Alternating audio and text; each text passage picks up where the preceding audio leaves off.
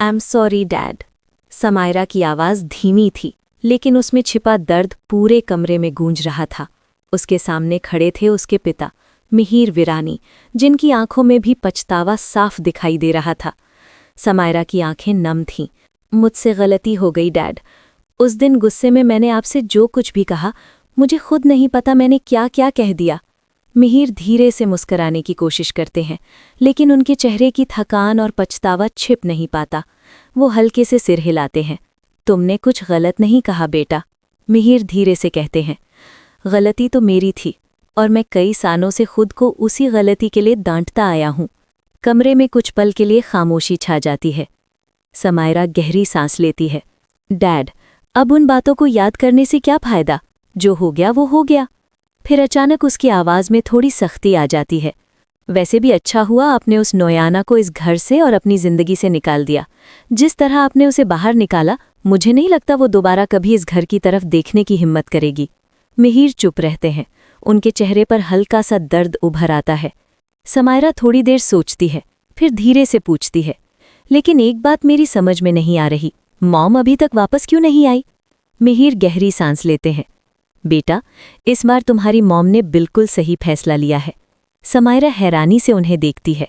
मिहिर धीरे से कहते हैं, जिंदगी में पहली बार तुलसी ने अपने बारे में सोचा है, और सच कहूं तो हर इंसान को ऐसा करना चाहिए। समायरा चुप हो जाती है। मिहिर की आवाज़ थोड़ी भारी हो जाती है। तुलसी ने हमेशा मुझे खुद से आगे रखा, अपने बच्चों को, अपने परिवार को, लेकिन खुद को कभी नहीं। उनकी आंखें कहीं दूर देखने लगती हैं। इसलिए इस बार अगर वो अपने लिए थोड़ा वक्त लेना चाहती है तो उसे लेना चाहिए। समायरा धीरे से सिर हिलाती है। मिहिर फिर कहते हैं, इसलिए मैंने उस पर घर वापस आने के लिए कोई दबाव नहीं डाला। ये घर उसका है, वो जब चाहे वापस आ सकती है। मैं बस उसे थोड़ा वक्त दे रहा हूँ। समायरा हल्की मुस्कान के साथ कहती है, लेकिन आप कोशिश करना मत छोड़िएगा डैड। मिहिर हल्के से मुस्कुराते हैं। कोशिश? वो तो मैं कभी नहीं छोड़ूंगा। फिर थोड़ा मजाकिया अंदाज में कहते हैं, कुछ लोग कोशिश करना छोड़ देते हैं, लेकिन मैं नहीं। समायरा हंस देती है। आप लंबा सफ़र करके आए हैं डैड, फ्रेश हो जाइए, मैं आपके लिए कुछ खाने का इंतज़ाम करती हूँ। लेकिन मिहिर तुरंत मना कर देते हैं। नहीं शोभा, अभी नहीं, मुझे पहले कहीं जाना है। फिर पार्थ की तरफ मुड़कर कहते हैं, पार्थ, समायरा को कॉल करो, उसे बार बार फ़ोन करना पड़ रहा है। उसी समय शहर के एक कैफ़े में मिताली आराम से कुर्सी पर बैठी है। सामने ऋतिक बैठा है। तो क्या मैं आपके लिए लाटे ऑर्डर करूं? मिताली मुस्कुराते हुए पूछती है। ऋतिक तुरंत सिर हिलाता है। नहीं, मुझे कॉफ़ी नहीं चाहिए। मिताली हल्की सी मुस्कुराती है। ओह हाँ, मैं भूल गई, अब आप कॉफ़ी नहीं पीते, अब तो आप वो क्या कहते हैं, चाय पीते हैं। ऋतिक भौहें सिकोड़ता है। मिताली हंसते हुए आगे बोलती है, अपनी मेड के साथ, ओ सॉरी, फ्यूचर मेड के साथ। ऋतिक का चेहरा सख्त हो जाता है। मिताली, वो मेड नहीं है, वो एक कलेक्टर है, सीनियर सरकारी अधिकारी। मिताली बेपरवाही से कंधे उचकाती है। अच्छा ठीक है, एक्स मेड, पोटेटो, पटाटो, क्या फ़र्क पड़ता है? ऋतिक की आवाज़ ठंडी हो जाती है। मिताली, हम यहाँ टिम्सी के बारे में बात करने आए हैं। अगर तुम वही बात करना चाहती हो तो ठीक, वरना मैं जा रहा हूँ। मिताली हंस पड़ती है। तुम और क्या बाहर जाओगे ऋतिक, तुम तो पहले ही बाहर हो चुके हो। फिर अचानक उसका चेहरा गंभीर हो जाता है। वैसे मैं टिम्सी के बारे में ही बात करने आई हूँ, और मैं इस जॉइंट कस्टडी से खुश नहीं हूँ। ऋतिक शांत स्वर में कहता है, मुझे पता है तुम खुश नहीं हो, लेकिन मैं खुश हूँ। मिताली की आंखें सिकुड़ जाती हैं। इसका मतलब? ऋतिक सीधे उसकी आंखों में देखता है। इसका मतलब मैं टिम्सी की फुल कस्टडी चाहता हूँ, और मुझे जॉइंट कस्टडी से भी कोई दिक्कत नहीं है। मिताली का चेहरा अचानक बदल जाता है। लेकिन मैं खुश नहीं हूँ। ऋतिक चौंकता है। मतलब? मिताली धीरे धीरे बोलती है, मतलब मुझे टिम्सी की फुल कस्टडी चाहिए। ऋतिक अवाक रह जाता है। क्या? मिताली ठंडे स्वर में कहती है, आखिर माँ को ही कस्टडी मिलती है, और टिम्सी अभी सिर्फ 5 साल की है। वैसे भी तुम शादी कर रहे हो, नई बीवी आएगी, तुम दोनों मज़े करोगे, और मेरी बेटी को कोने में डाल दिया जाएगा। ऋतिक अचानक सख्त आवाज़ में कहता है, बस करो मिताली। वो आगे झुकता है। हम दोनों साथ रह चुके हैं, मैं तुम्हें अच्छी तरह जानता हूँ, तुम टिम्सी की चिंता नहीं कर रही। मिताली मुस्कुराती है। तो फिर मैं ऐसा क्यों कर रही हूँ? ऋतिक ठंडे स्वर में कहता है, बताओ। मिताली धीरे से बोलती है, क्योंकि मैं गुस्से में हूँ, और क्योंकि तुमने मुझे सही साबित कर दिया। ऋतिक भौहें सिकोड़ता है।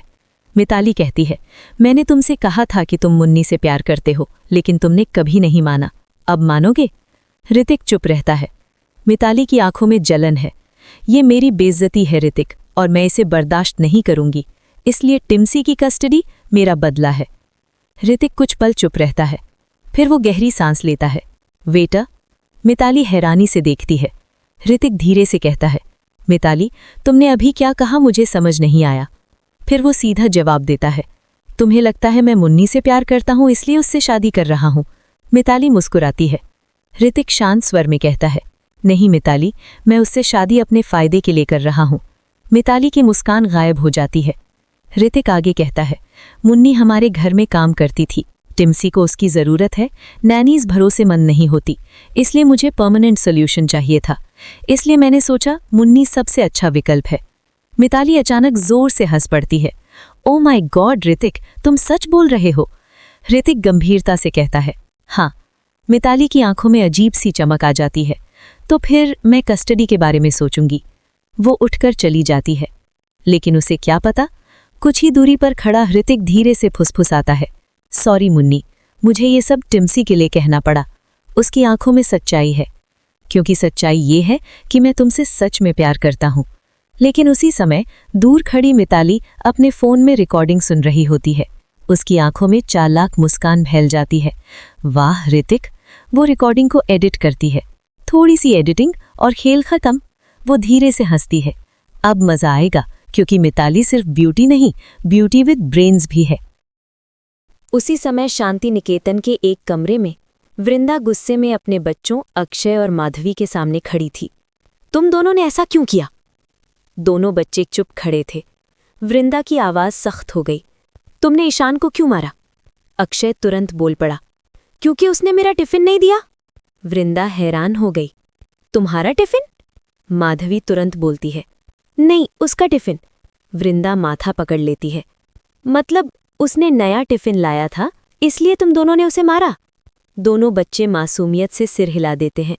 वृंदा को गुस्सा आ जाता है। तुम्हें पता है वो गिर गया, उसका सिर टेबल से टकरा गया। अक्षय बेपरवाही से कहता है, वो उसकी गलती थी, हमने बस उसे धक्का दिया था। वृंदा का दिल टूट जाता है। कल तुम दोनों जाकर उससे माफ़ी मांगोगे। लेकिन दोनों एक साथ चिल्लाते हैं, नहीं, हम नहीं मांगेंगे। फिर माधवी गुस्से में बोलती है, आप ईशान की मम्मी हो या हमारी? वृंदा का चेहरा उतर जाता है। तभी पीछे से अंगद आ जाते हैं। अरे क्या हो रहा है यहाँ? वृंदा बच्चों को रोकने की कोशिश करती है, लेकिन दोनों भाग जाते हैं। अंगद वृंदा को पकड़ लेते हैं। क्या हुआ? वृंदा की आंखें भर आती हैं। मैं बच्चों को लेकर बहुत परेशान हूं अंगद, वो धीरे से कहती है। जब इंसान संघर्ष करता है तो बच्चे भी उस संघर्ष को समझते हैं। अंगद चुपचाप सुनते हैं। वृंदा आगे कहती है, लेकिन जब सब कुछ आसानी से मिल जाए तो बच्चे बिगड़ने लगते हैं। वो गहरी सांस लेती है। अक्षय और माधवी बदल रहे हैं। पहले हम छोटे घर में रहते थे, तब उन्हें हर चीज़ की कीमत पता थी।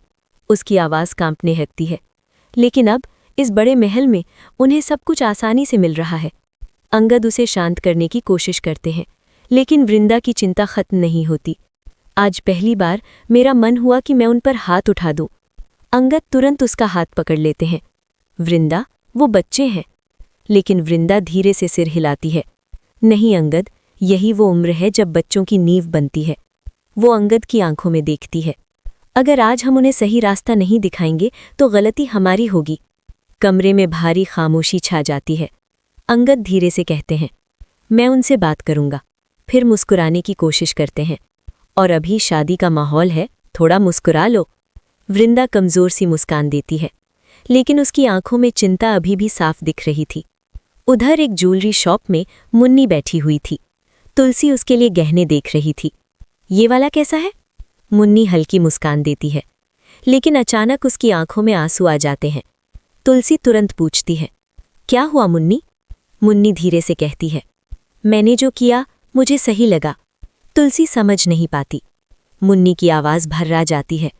अगर आपकी जगह मेरी माँ होती तो शायद वो मुझसे बेहतर करती। तुलसी का दिल भर आता है। वो मुन्नी का चेहरा पकड़ती है। मैं तुम्हारी माँ नहीं हूँ, लेकिन तुम मेरी बेटी जैसी हो। मुन्नी की आंखों से आंसू बहने लगते हैं। मुझे कभी नहीं लगा था कि आप मेरी शादी कराएंगी। तुलसी मुस्कुराती है। जो लोग अपनी बेटी की शादी कर पाते हैं वो बहुत खुशकिस्मत होते हैं। वो मुन्नी के आंसू पोंछती है। यहाँ रोते नहीं हैं, ये अपशकुन होता है। तभी पीछे से आवाज आती है, अरे यहाँ तो लोग रो रहे हैं। सब मुड़कर देखते हैं। दरवाजे पर समायरा खड़ी थी। तुलसी की आंखें भर आती हैं। समायरा समायरा आगे बढ़कर तुलसी को गले लगा लेती है। मॉम। कुछ पल के लिए दोनों चुपचाप एक दूसरे को पकड़े रहते हैं। फिर समायरा मुन्नी की तरफ देखकर मुस्कुराती है। तुम्हारी और ऋतिक की शादी की खबर सुनकर मुझे बहुत खुशी हुई। मुन्नी झुककर कहती है, धन्यवाद भाभी। समायरा हंसती है। ऋतिक बहुत लकी है, उसे तुम जैसी पत्नी मिल रही है। मुन्नी हल्की मुस्कान देती है, लेकिन उसे क्या पता कहीं दूर मिताली अपने फ़ोन में वही एडिटेड रिकॉर्डिंग सेव कर रही थी और उसके चेहरे पर शैतानी मुस्कान फैल चुकी थी। अब देखना मुन्नी, वो धीरे से कहती है, तुम्हारी शादी और तुम्हारी खुशियां दोनों कैसे बिखरती हैं। उसकी उंगली सेंड बटन पर रुक जाती है और अगले ही पल वो रिकॉर्डिंग किसी को भेज देती है। किसे? और जब मुन्नी ये रिकॉर्डिंग सुनेगी तो क्या होगा? क्या ऋतिक का सच सामने आएगा या मिताली की साजिश सब कुछ बर्बाद कर देगी? कहानी यहीं खत्म नहीं होती, असली तूफान अभी बाकी है। पिलानी परिवार के उलझे रिश्ते को सुलझाने के लिए एक बार तुलसी ने अपना कदम आगे कर लिए, लेकिन वो शांति निकेतन में नहीं लौटना चाहती। वो मिहिर के साथ एक छत में नहीं रह सकती है, क्योंकि उसे ये सब याद आता है कि कैसे 6 साल तक एक पराई औरत मिहिर के साथ रही है। वो इस बात को नहीं भूल सकती है, जी हाँ दोस्तों, और न ही वो मिहिर को माफ कर सकती है, जिस वजह से वो वापिस नहीं लौटना चाहती है। लेकिन भाई वो अपने बच्चों की जिंदगी को सुधारने के लिए हर संभव प्रयास करने वाली है, जहाँ पे अब धीरे धीरे वो ऋतिक की जिंदगी तो सुधार रही है मुन्नी को जिंदगी में लेके, लेकिन भाई मिताली चुप नहीं होने वाली है। उसे एक जलन हो रही है कि भाई उसके पति ने उसे डाइवोर्स देके वो एक पर अपनी जिंदगी को फिर से शुरू कर रहा है। ये बात वो नहीं एक्सेप्ट कर पा रही है, जिस वजह से वो ऋतिक के लिए मुश्किलें खड़ी करने वाले हैं। लेकिन भाई इस बार तुलसी साथ खड़ी है अपने बेटे की और हर एक चैलेंज को मुंह तोड़ जवाब देने वाली है। जी हाँ दोस्तों, सीरियल अब देखने में काफी इंटरेस्टिंग होने वाला है, तो इसी तरह देखते रहिए स्टार प्लस के सीरियल और ऐसे अपडेट पाने के लिए